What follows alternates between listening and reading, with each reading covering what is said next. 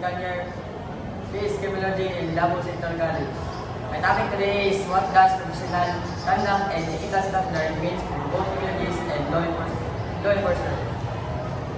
Key ethical standard. They are several core ethical standard. Every criminologist and key ethical standard. They are several core ethical standard. Every criminologist and law enforcer must follow. First is integrity.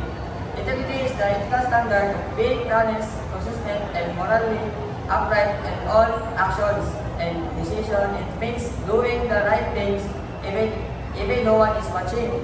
Second is loyalty.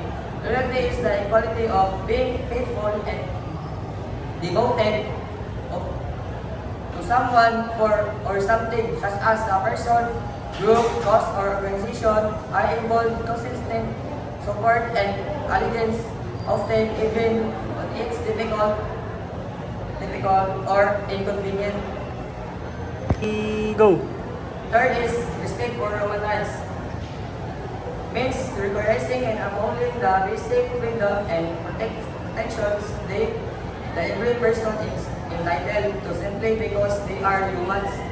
These rights are universal, meaning they apply to everyone, everywhere, regardless of nationality, gender, ethnicity, religion, or any other status. Next is accountability. As a law enforcement means that police officers, military personnel, or any authority tasked with enforcing the law are held responsible for their actions, especially when they measure their power or fail to follow the law of themselves. Build public trust. People are more likely to trust law enforcement when they see officers acting fairly and being held responsible for misconduct. Prevents abuse of powers, accountability, discharge, corruption, brutality, and discrimination. Promotes justice when law enforcement follows the rules. It strengthens the legal system and ensures that justice is applied to everyone. Go. Now let's talk about real-world application. First is local. In the Philippines, professional conduct and law enforcement and criminology has a significant concern.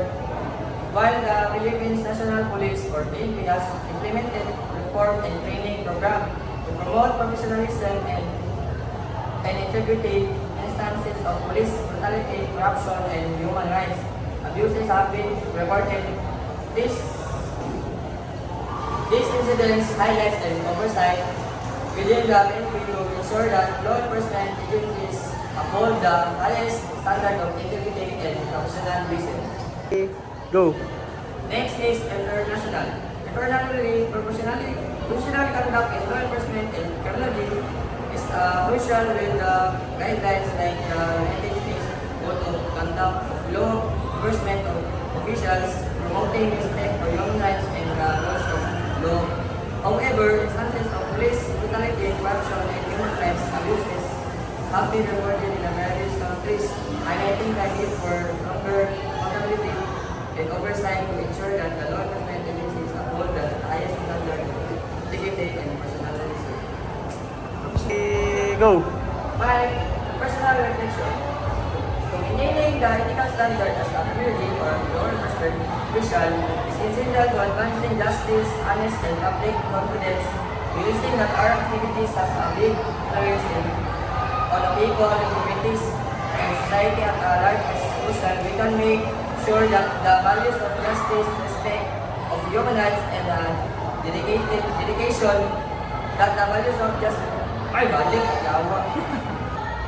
dedication to the greater good life or work by upholding the highest ethical standard to uphold the greatest standard of professionalism and integrity in our job. These goals are constant introspection, education, and accountability. Go. In conclusion. In conclusion lang. In conclusion, to sum up, ethics are essential to establishing professional credibility and public trust in discipline like law enforcement and criminology. Professionalism show their dedication to justice, honesty, and respect for human rights by maintaining the highest standard public trust and confidence are subsequently increased, which is crucial for efficient service delivery and community collaboration.